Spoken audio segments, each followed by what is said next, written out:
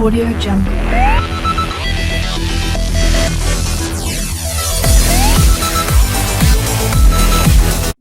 Así que bueno, ahora que ya tuvieron el marco un poco para saber quiénes somos y que todos estemos en línea, sí van a continuar Adrián y Gustavo. Ellos son hoy dos referentes que les van a contar un poco acerca de este proyecto innovador que están llevando a cabo.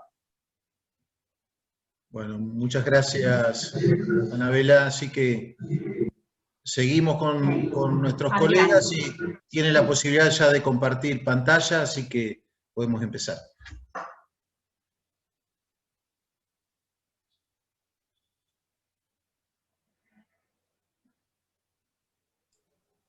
¿Ahí se ve?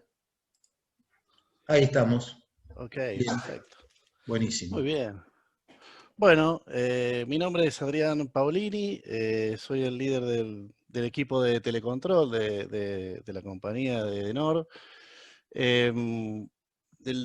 Básicamente la función que cumplo es todo lo que es proyectos, gestionar los proyectos, los montajes y lo que es mantenimiento de los sistemas de telecontrol de la compañía. Para que se den una idea, tenemos 87, 88 y obras incluso de subestaciones en ejecución. Todas esas subestaciones, en su mayoría, prácticamente no hay gente. Hay unos dispositivos electrónicos que se encargan de hacer la telemetría y la generación de mandos de información que está viniendo prácticamente del centro de control, que es donde trabajamos con Gustavo, ¿no? Empecé en Edenor hace unos años, ya creo que hace como 20 años, no me acuerdo, pero sí, ¿no? Más o menos, 96, claro. 96, en la parte de obras, empecé obras en lo que es proyecto y montaje también. En esa época ya habíamos empezado a desarrollar con Gustavo, que creo que ahí también te conocí, algunas cosas para herramientas de cálculo en lo que es estructura eléctrica. Y bueno, di varias tipos de trabajo dentro de Nord en distintos lugares hasta que, bueno, hoy me encuentro acá como líder de telecontrol. Hace un tiempo apareció una necesidad básicamente de intentar predecir la energía que había circulado a través de los medidores. ¿Y por qué? Bueno, porque el área de finanzas tiene una necesidad que tiene que ver con las compras y las ventas de energía, para tener alguna idea de cómo va la economía de la compañía, ¿no?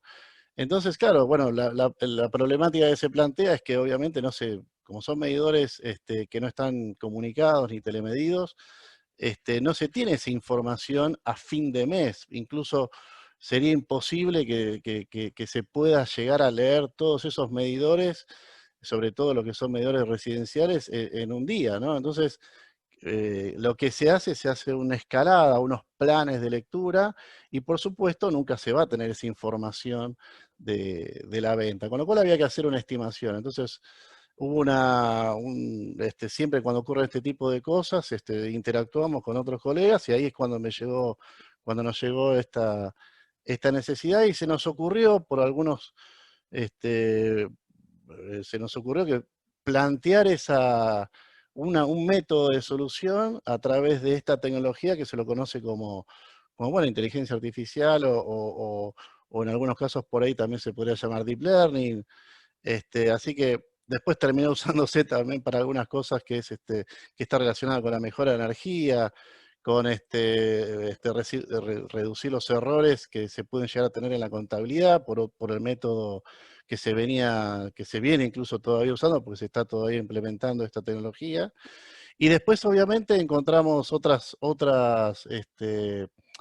posibilidades, ¿no?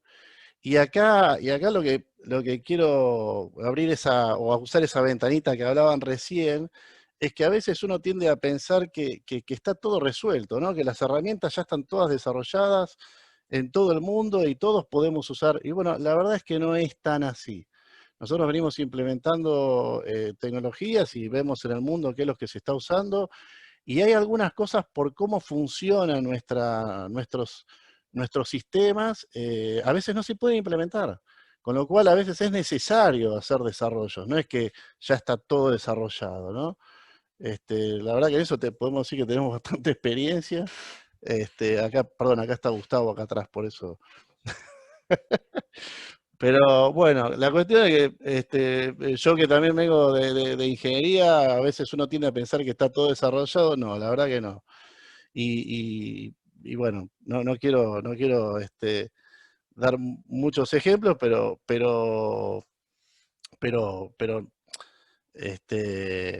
para que se den una idea, justamente el área de Gustavo, están actualizando ellos los esquemas, a veces dos veces en forma diaria, y en otros lugares las exigencias del software es mucho más limitada porque lo hacen a veces una vez por semana. Entonces esas ejecuciones de obra que se van haciendo todos los días exigen a los sistemas de una manera diferente que a veces de lo que se exige en otros países, ¿no? Pero bueno, apareció, volviendo a la temática esta, apareció esa necesidad de tratar de predecir la energía que había circulado por los medidores. No, si ven algunas, seguro las van a ver, pero si ven algunas ecuaciones, bueno, no es la idea no es la idea asustar. Yo por ahí uso alguna que otra palabra media extraña, pero no es la idea, y pregunten todo lo que quieran, ¿no? Para llegar a una solución bastante interesante, se utilizó un modelo computacional que se lo conoce como redes neuronales, bueno, que está en algún aspecto está relacionado con neuronas biológicas, ¿no? Es muy similar. La verdad es que no dejan de ser sucesiones de términos donde finalmente se llega a una función que se activa, ¿no? Puede mandar información, ese resultado de esa sumatoria de términos termina entrando como bueno, en una función no lineal, pero bueno, después lo vamos a ver. Pero se puede utilizar para encontrar patrones, es muy bueno para encontrar patrones, no es lo único que se puede usar, pero sí se puede utilizar para eso, y también para hacer clasificaciones. Incluso también, que lo que terminamos haciendo nosotros, predicciones, ¿no? Que es lo que generalmente se usa. Y acá algo que es muy importante, que acá Gustavo me hizo hincapié, que no quedó claro la vez anterior, es que es un modelo computacional que aprende mediante ejemplos, y después los vamos a ver. La idea de la primera parte de esta charla es que les quede por lo menos la terminología de lo que después va a explicar Gustavo. Gustavo va a explicar el trabajo en sí que se hizo, con un objetivo claro y concreto. Mi intención es que entiendan por qué él a veces va a hablar de cosas y va a contar algunas necesidades, y la idea que quede explicado en esta primera parte. La primera parte de la neurona, básicamente, es prácticamente muy parecido a lo que es cuadrados mínimos. Por ahí algunos se llega a acordar, pero si tuviéramos una nube de puntos, y quisiéramos encontrar cuál es la recta que tenemos, que signifique el menor error hacia esa recta, o sea, si sumáramos todos los errores que generarían estos puntos hacia esta recta, bueno, necesitamos buscar cuáles son los parámetros de esa recta. O sea, el desplazamiento en una recta sería el desplazamiento y la inclinación, ¿no? Bueno, existe el método analítico de cuadrados mínimos, con lo cual no es más que, este sería el listado de puntos, esto que está acá son los resultados que tenemos de los puntos, o sea, los valores conocidos de esos puntos, y lo que estamos tratando de ubicar acá es el desplazamiento y la inclinación, ¿no? Y cuál es la recta que yo, metiendo los valores estos que tenemos acá, obtengo los valores de A y B. Bueno, para eso el método analítico clásico, ¿no? Se generan las derivadas parciales, se igualan a cero, Y lo que terminamos buscando acá es cuál es el menor error. Por eso es una función, perdón, no lo dije, pero es una función error, se hacen las derivadas parciales, y lo que tratamos de buscar en esto es cuál es el menor error, ¿no? Y existe otro método, y ahí nos estamos orientando a lo que ya es Deep Learning. Existe otro método, que sería el por iteración. O sea, en vez de usar las derivadas parciales y igualadas a cero, usamos el método por iteración. Así que es tan simple como obtener las diferencias, y el valor obtenido vuelve a ser el próximo valor. O sea, el valor anterior más una diferencia más el error, vuelve a entrar en el valor y en el proceso iterativo. A la larga, obtenemos siempre lo que se busca, y esto es lo más importante, es lo que se busca es minimizar la función error, que es esta que está acá. ¿Ah? Perdón, algo que me quisiera comentar acá es que este es el menor error, y esta es en este caso en particular es una recta. Imagínense que podría ser de n dimensiones, no hace falta que sea solamente dos variables, podría haber una infinidad de variables, ¿no? Entonces siempre lo que se busca es minimizar ese error, y para toda la sucesión de puntos, que podrían ser, piénsenlo un poquito más abierto, que podrían ser las distintas instancias de lo que se está evaluando, ¿no? Y esta es la gran diferencia, que hasta recién veíamos que era tan simple como cuál eran los valores de A y B que minimizaran el error. Bueno, esa función que está acá es casi el perceptrón, se lo conoce como perceptrón, cuando ya se incorporan esta última función de lo que se le llama de activación, ¿no?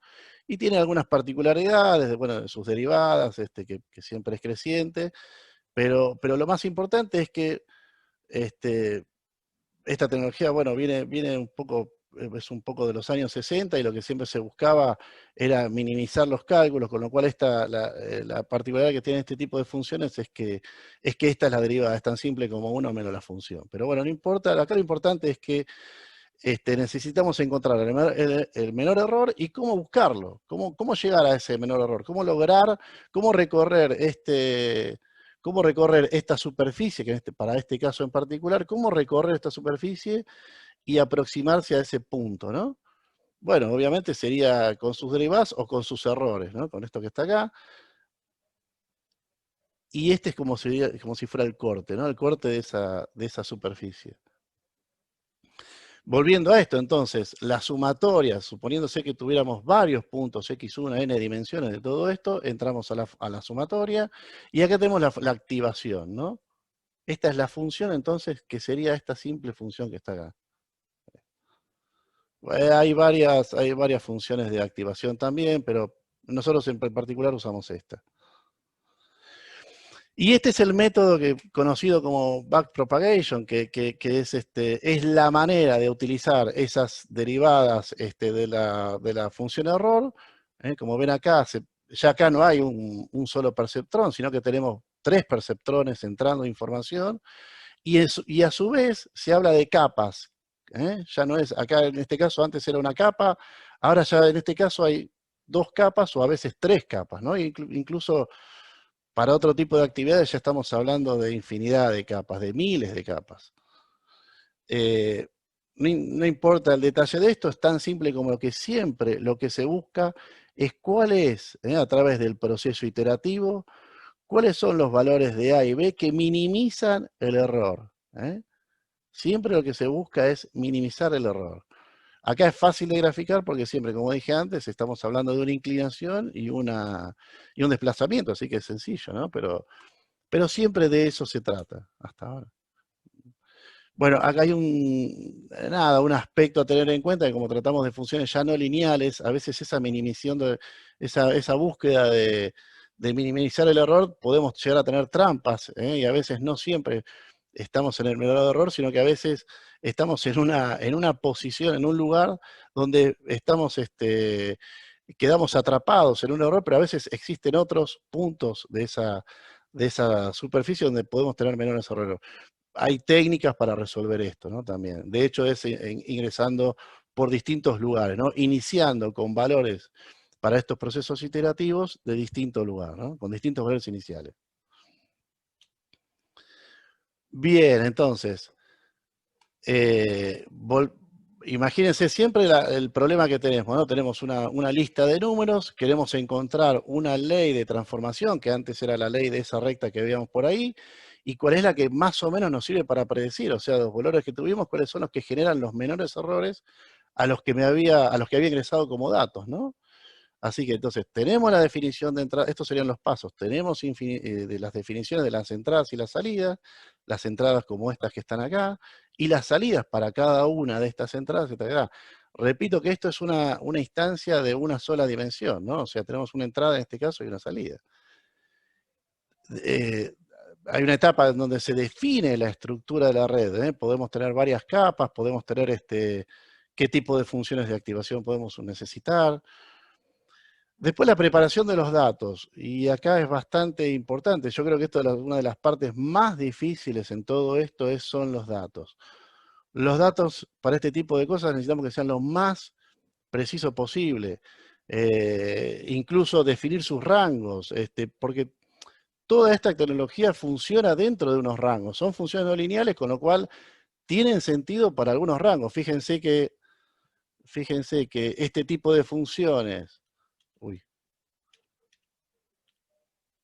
este tipo de funciones para valores que podrían llegar a quedar fuera de rango se hace asintótico en 1 en 0, con lo cual esto no es esto termina siendo aceptable para un determinado rango. Incluso muchas veces en este tipo de predicciones se termina normalizando las entradas, porque no se puede trabajar fuera con valores fuera de los rangos medidos, ¿no? Y bueno, como dice acá también, bueno, la normalización, ¿no? Es mucho más fácil después trabajar entre 0 y 1. Obviamente, esto de andar normalizando las funciones está genial a la hora de mantener los rangos de los cálculos, pero obviamente después se termina el proceso y lo que se hace es hacer la inversa de la escala implementada, ¿no?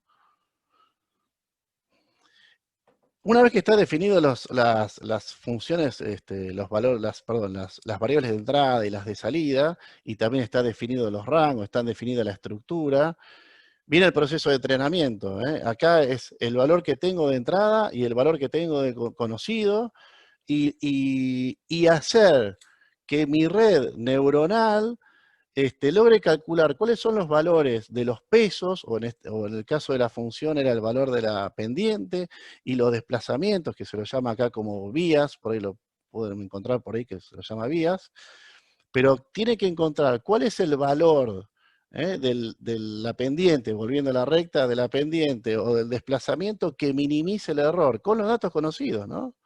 O sea, tengo unos valores de entrada, valores de salida conocidos, y hago lo que se llama acá el famoso entrenamiento. Este es el dibujito que me gustó a mí, que Gustavo lo quería sacar, pero a mí me gusta, entonces lo dejé. Pero, otra vez, ¿cuáles son los valores de los coeficientes? Recuerden, de los coeficientes de cada uno de estos términos, y los valores de los desplazamientos de los vías, que me minimicen el error. Y algo muy importante es dentro de un rango, no puede ser cualquier valor. Si hay algo que esto no sirve es para hacer extrapolaciones, sino dentro de rangos estimados.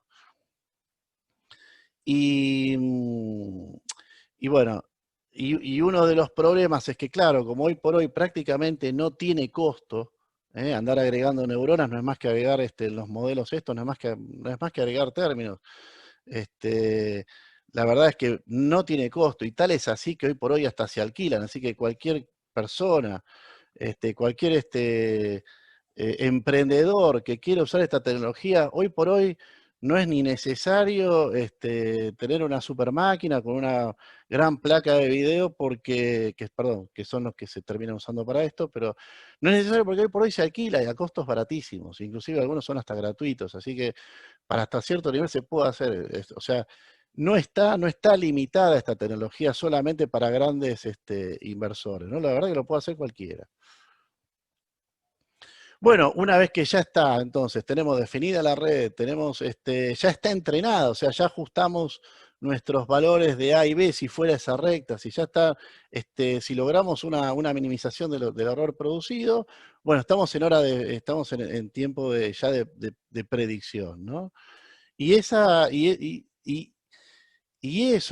es lo que mayoritariamente se termina usando para predecir, pero la verdad es que no es solamente para eso. Aumentando estos grados de entrada o grados de libertad que tiene de hecho la función, se puede generar infinidad de predicciones, incluso lo que es entender el video o audio, ¿no? Por supuesto. Entonces, así es como se logra lo que es reconocimiento facial, pero obviamente, ¿no? Ya no hablamos de una ecuación de una recta, sino de reconocimiento facial, estamos hablando de una gran cantidad de layers y bueno, obviamente y de neuronas, ¿no? Con eso logramos hacer incluso diccionarios predictivos, también desde una práctica, desde un reconocimiento de audio ya asociado a palabras, se puede lograr hacer reconocimiento, ¿no? Y que obviamente ya lo vemos en todos lados. Pronósticos meteorológicos es ideal para este tipo de técnica de pronóstico, bueno, obviamente reconocimiento de voz, y vehículos autónomos. Yo la verdad que pre-pandemia ya había hecho algunos cursos de estos por internet y la verdad que siempre lo cuento porque me llamó mucho la atención, ¿no? Tesla a veces ofrece algunas prácticas o competencias, si quieren, entre los alumnos perdón, en la universidad, que era patronizado por Tesla, en algunos alumnos, una de la competencia era quién hacía el mejor reconocimiento justamente para lo que es el vehículo autónomo, ¿no? Y una de las alternativas que había, o una de las necesidades que había, era cómo reconocer si el piso estaba realmente mojado, ¿no? Si era como para configurar el modo de manejo, ¿no? Un modo agresivo o no tan agresivo, qué tanto riesgo podía tomar. Entonces yo, con mi cabeza ya más ingenieril, dije, bueno, no sé, sensores de algún tipo, de humedad ambiente o algo, que no sé. Y la verdad que me sorprendió la solución, que era tan simple como escuchar la rueda cuando circulaba por un pavimento mojado y uno cuando circulaba por un pavimento seco. Y era tan simple como entrenar una red como esta que estábamos viendo y definir, y hacían escuchar al sistema en un ambiente con pavimento mojado, y hacían escuchar un neumático con un pavimento, y después era tan simple como ubicar micrófonos en algunos lugares para que esté escuchando ese rozamiento con el pavimento. Y la verdad que me sorprendió, y así como me sorprendió eso, después me sorprendió otras cosas, como esta solución que al final terminamos llevando nosotros para resolver esta problemática actual, ¿no? Que era justamente la predicción de la energía que había circulado por los medidores. No sé si... ¿Esto ya es tuyo? Bueno, no te expolié, estamos bien. Ok. Bueno.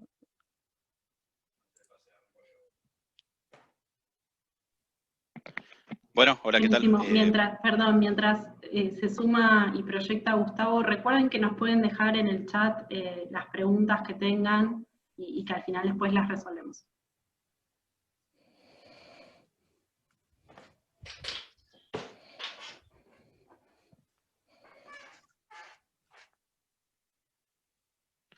Bueno, buenísimo, ahí estoy.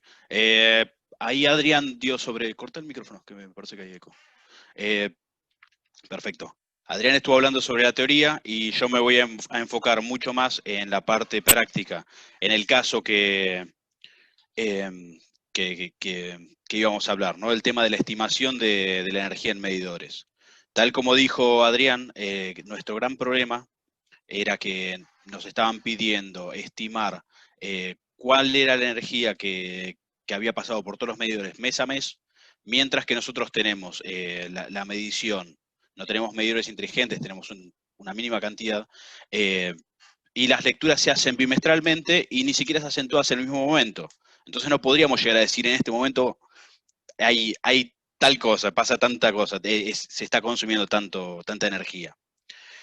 Por eso se hacen estimaciones. Hoy en día se está utilizando un método, ahí está, que es un método justamente ponderando el consumo del bimestre anterior y extrapolándolo a la cantidad de días que pasaron desde la última lectura, ¿no? O en el periodo que se quiere leer.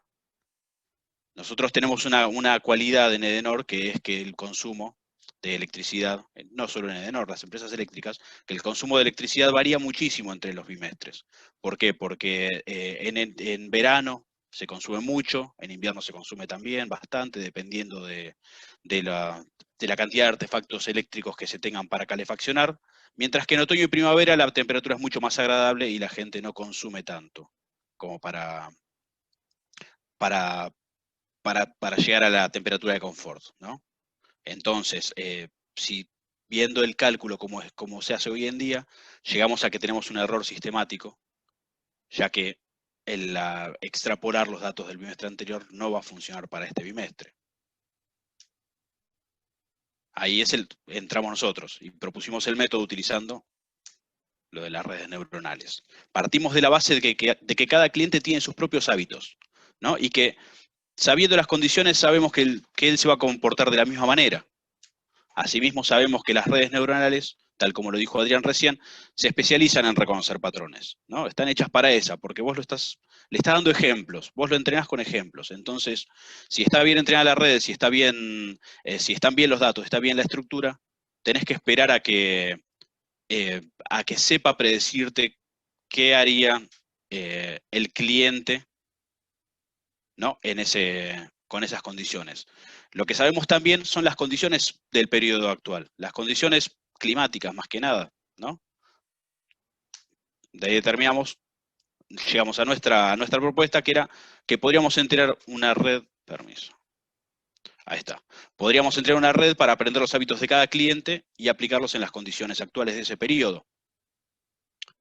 Bien, ¿qué es lo que logramos? ¿O a qué llegamos? A que íbamos a hacer una red neuronal por cada cliente que tuviera Edenor.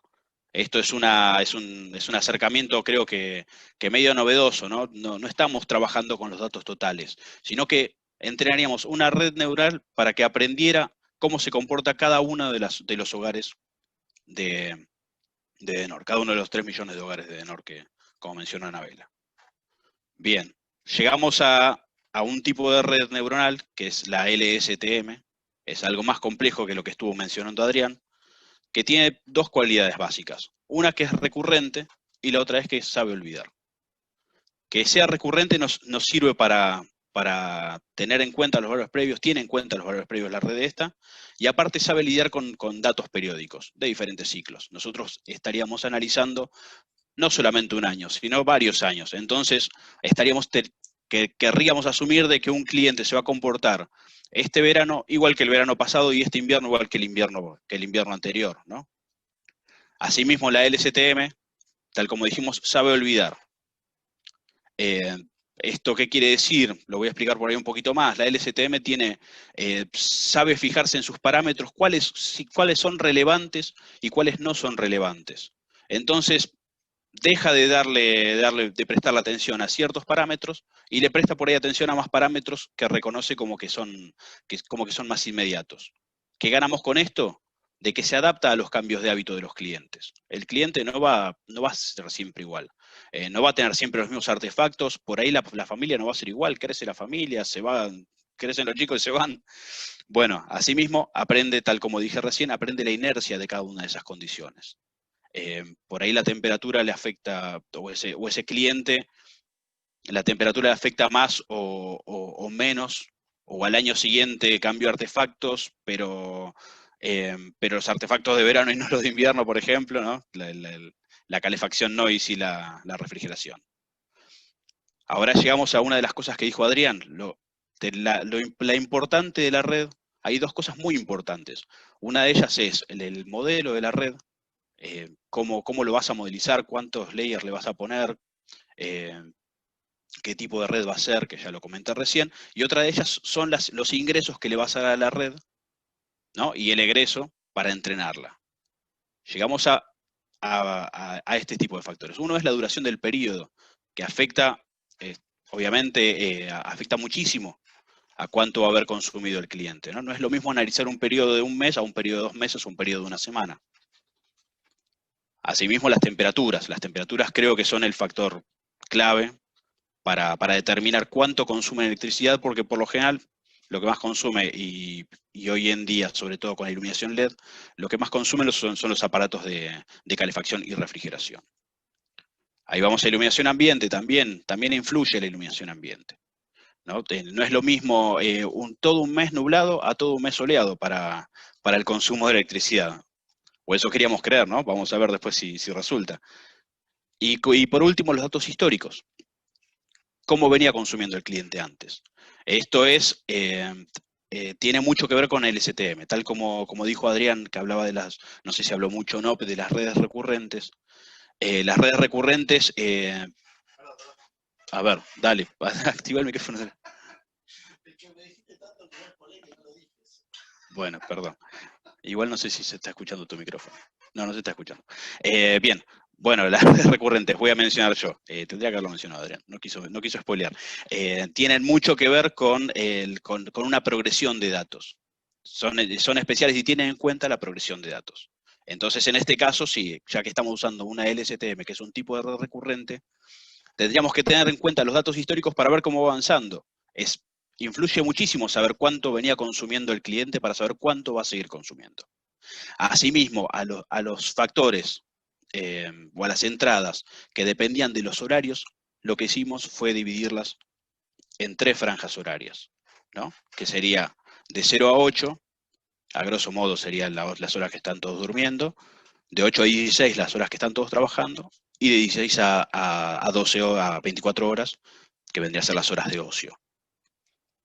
Consideramos que los clientes se comportan muy distinto en cada uno de esos tres términos. Lo bueno y lo novedoso, de vuelta vuelvo, es que no importa a qué horario trabaje uno u otro, porque lo que estamos haciendo nosotros es una red neuronal por cada uno de los clientes. Si una persona trabaja de lunes a viernes, o una persona trabaja en horario, en sábado o domingo, lo va a aprender la red y va a saber cuándo es relevante, cuándo va a consumir menos. Vamos a hablar ahora de los datos con los que disponíamos, ¿no? Nosotros, los datos que necesitábamos. Lo que necesitábamos eran los ciclos de facturación, que incluían el identificador de cliente, la cuenta del cliente, la fecha de inicio, la fecha de fin y la energía facturada por cada uno de esos ciclos de facturación.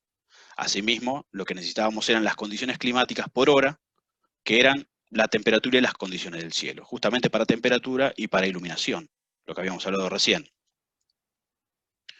Bien, ahora vamos a entrar un poco en cada uno de los inputs, de los features que se llaman, que son las entradas de las redes neuronales.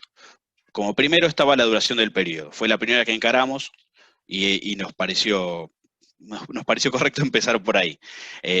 Nosotros le pasábamos el parámetro de los días totales, pero también le pasamos el parámetro de los días laborales.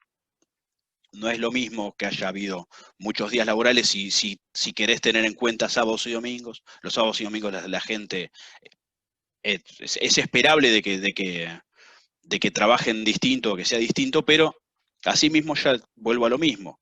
Si en una casa se trabaja sábado y domingo en contra a los días de semana, la red neuronal lo va a aprender, ¿no? De acá lo que hicimos fue sacar 2 entradas, las 2 primeras entradas de la red neuronal. Lo siguiente fue las temperaturas. Ahí empieza a complicar el asunto, porque ¿cómo lo haces? Lo primero que pensamos fue hacer un promedio de las temperaturas, pero eso llegamos a la conclusión de que nos enmascaraba información que la red neuronal le sería muy útil. Por ejemplo, si una temperatura hizo el promedio durante todo el mes, no es lo mismo que si durante todo ese mes hizo 15 días de muchísimo calor y 15 días de muchísimo frío. Ahí el promedio daría igual. Sin embargo, el consumo de la gente sería completamente distinto. Cuando nos dimos cuenta de eso, determinamos de que lo que teníamos que hacer era sacar un delta horario a una temperatura de confort preestablecida, ¿no? Que nosotros la asumimos como de 19 grados. Bien, sí. Y entonces, con las temperaturas horarias que teníamos, hora tras hora sacábamos la diferencia, el delta, a esa temperatura de confort. Asimismo, lo que nos dimos cuenta de que no era lo mismo que el delta fuera positivo que el delta fuera negativo, ¿no? Porque justamente las personas tienen diferentes artefactos o suelen tener diferentes artefactos para refrigerar que para calefaccionar. Bien, entonces lo que hicimos fue dividirlo en el delta positivo y el delta negativo. Acá se ve este dibujo que está buenísimo, está mucho mejor que el cerebro levantando pesas. Y lo que hicimos con esto, tal como habíamos dicho antes, es dividirlo en las 3 franjas horarias. De acá sacamos estas 6 entradas, ¿no? Que serían estas 6 entradas. Asimismo, la iluminación ambiente. Tuvimos que hacer lo mismo. ¿Qué hicimos? Tomamos las condiciones del cielo hora tras hora y las integramos. Pero aplicándoles un baremo, vendría a ser de cuánta iluminación sería, ¿no? Tomando despejado como un 1 y oscuridad absoluta como un 0. Fuimos sacando todos los datos que teníamos de condiciones y le fuimos poniendo aproximadamente un valor de luminosidad. Eso mismo también lo integramos, acá como se ve otro gran dibujo, y lo que hicimos fue dividirlo en las 3 franjas horarias. De acá sacamos 3 entradas. Y por último lo que dijimos era el tema de los datos históricos. Nos dimos cuenta de que la red neuronal le servía muchísimo y se los cargamos y empezó a andar mucho mejor cuando le pasábamos el dato de la energía promedio del ciclo anterior. Bien, esta fue la última entrada que teníamos.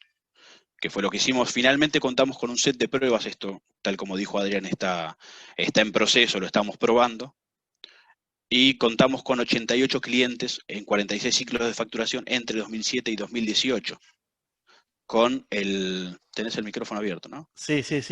Quería decir una cosita, porque te estoy espoleando por escrito, pero no tan así, no tan así. No, porque lo quiero comentar porque están haciendo preguntas que es justo lo que está contando él. Entonces, a mí me encanta, yo escribo, pero por ahí, no sé, escuchen algo, ¿no? No, bueno, después lo vamos viendo y después voy a ver todo lo que pusiste, todo lo que escribiste. Te la debía porque no me dijiste contar el STM, entonces, bueno, déjame poner algo, ¿eh? Bien, bueno, vuelvo a esto, a nuestro set de pruebas, el set de pruebas con el que contamos para hacer este prototipo vendría a ser. Asimismo contamos con las condiciones climáticas por hora entre 2007 y 2018. Lo mismo que hablamos antes, la temperatura y las condiciones del cielo, era lo importante.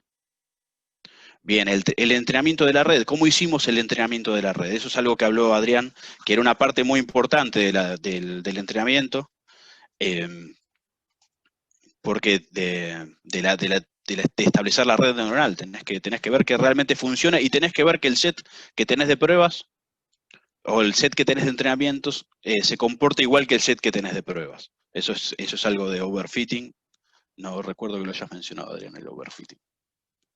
Bien, ¿qué hicimos? Tomamos los 46 ciclos de facturación, tomamos 7 ciclos, los pasamos por la LSTM, por la red neuronal, para que nos pronostique el siguiente ciclo.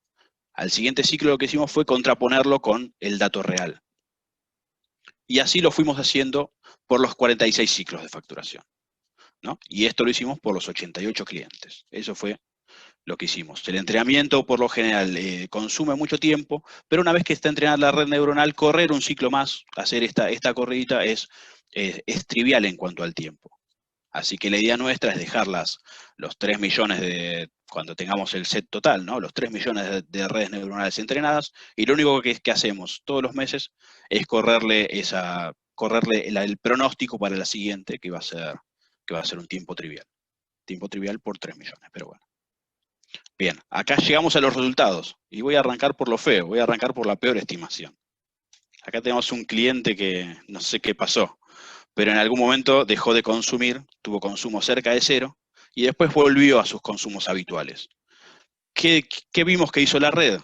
Obviamente, tal como menciona Adrián, estos son los datos crudos. Esto para nuestro modelo final puede ser atrapado, el error puede ser atrapado.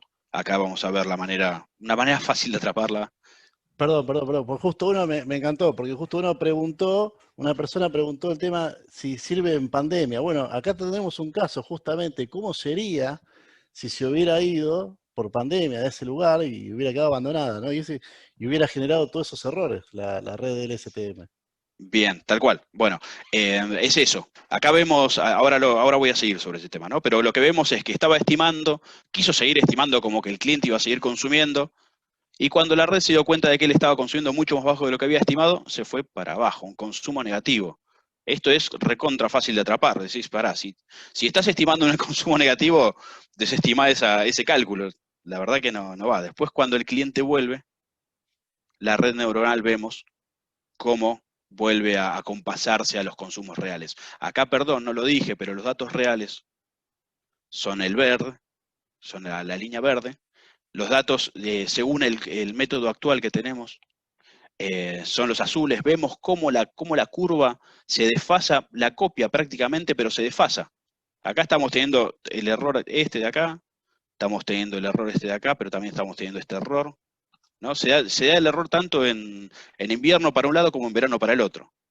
Nosotros lo que notamos, y con mucho orgullo le podría decir, era que nuestro sistema se iba acoplando mejor a los cambios y eventualmente iba aprendiendo. Lo que dice Adrián de la pandemia se podría dar para este caso, si la persona se fue de la casa, ¿no? No veo por qué sería de la casa, tiene que estar en la casa. Pero bueno, por ahí los consumos son mayores, la persona está más tiempo en la casa, están más las luces prendidas, está la tele prendida, está el Zoom de los chicos, está todo consumiendo. Entonces, eso iría subiendo. Por ahí en los primeros periodos, la red neuronal no entendería qué está pasando, por qué está consumiendo más, pero eventualmente se iría compasando tal como pasa acá, y terminaría estimando bastante bien. Perdón. Vamos ahora a la mejor estimación. Nuestro mejor amigo, nuestro mejor cliente de Denor es el chabón que tiene más rutinario de todos. Acá se ve, esta es la mejor, y no se puede hacer más lento, no se puede hacer mejor que esto, que es que acá vemos muy bien el desfasaje que tiene entre la curva real y la curva del método actual, ¿no? De este desfase acá. Y cómo nuestro método lo fue calculando porque esta persona no, este hogar, se nota que es muy rutinario, siempre tienen las mismas costumbres, salen de vacaciones el 3 de enero, vuelven el 5 de febrero, acá no sé qué pasó, hicieron un fiestón, pero se ve cómo lo acompaña. Este está buenísimo. Acá se ve claramente cómo mejoró la estimación utilizando este método novedoso. Y después vamos al resultado total, a los casos totales. Los 88 clientes sumados, ¿no? A ver qué da. Acá se ve bien, no da tan bien como el mejor cliente, obviamente, porque el mejor cliente era el mejor, el promedio va a ser peor que el mejor cliente. Pero vemos cómo acompaña la curva y cómo en estos casos se ve mucho la diferencia entre el delta que se da en un verano y el delta que se da en un invierno. El método actual lo que está haciendo es calculando doblemente el error, porque genera un error en una época y genera el error contrario en la otra época. Bien, bueno, acá lo que se ve es que empieza a bajar el consumo. Esto es completamente ajeno al trabajo, es de los últimos años, se debió a la crisis económica probablemente, y cómo la red neuronal quiso calcular mucho más de lo que realmente iba a esperar, ¿no? Pero eventualmente se termina compasando, y si seguimos haciendo el gráfico, si siguiéramos extendiendo el gráfico hacia la derecha, veríamos que la red neuronal efectivamente va a terminar compasándose a los datos y aprendiendo sobre los consumos reales que tiene la gente. Bueno, acá estaba, faltaba el número. La mejora que dimos de un método versus el otro fue del 56%. Bien, y acá está, bueno, después de eso, mientras estábamos haciendo eso, se nos iban ocurriendo otras tareas que podríamos hacer con esta tecnología. Vimos el potencial, y acá están mencionadas. Una es la determinación de la potencia actual. Podríamos saber en este momento cuánto se está consumiendo, no solo por la energía en medidores, sino podríamos saber cuál es la potencia actual en este mismísimo momento, sabiendo cuáles son las condiciones de temperatura y las condiciones de luminosidad. Corrección de errores de topología, estamos hablando de los esquemas eléctricos que tenemos nosotros, que mantenemos. Localización de clientes con y sin gas. ¿no? Podríamos saber las zonas que tienen gas o que no tienen gas, sabiendo cuál es el consumo que tienen en invierno, versus zonas versus una zona versus otra, ¿no? Acá se nota que el consumo sube cuando hace más frío, es porque estamos creyendo de que es porque es una zona que no tiene gas. O puntualmente, si es puntualmente por el cliente, porque el cliente ese no tiene el gas. Bien, pero vos me salgo, es demasiado interno, tenemos que sacar esto es, tendría a ser una adición que le podríamos agregar a uno de los sistemas internos de Edenor, que explicarlo nos llevaría 1 hora y media. Detección de fallidos, clientes mal encuadrados también. Vos podrías llegar a saber de que un cliente, según cómo se comporte, por ahí podría llegar a tener un patrón de cliente comercial, cuando en realidad está catalogado como cliente residencial. Eso lo podríamos llegar a encontrar. Y también servicio de terceros. Podríamos otorgarle servicio a terceros sabiendo estos datos. Buenísimo. Llegamos a la última filmina, que es la de las preguntas, y Adrián ya lo estuvo haciendo, así que... Buenísimo, no, pero hay Gustavo, espera. Te leo algunas a ver si me ayudas en la respuesta. La última fue fue un comentario que se podría utilizar también, si querés volvamos a la de preguntas, que se podría utilizar también para pérdidas, ¿no?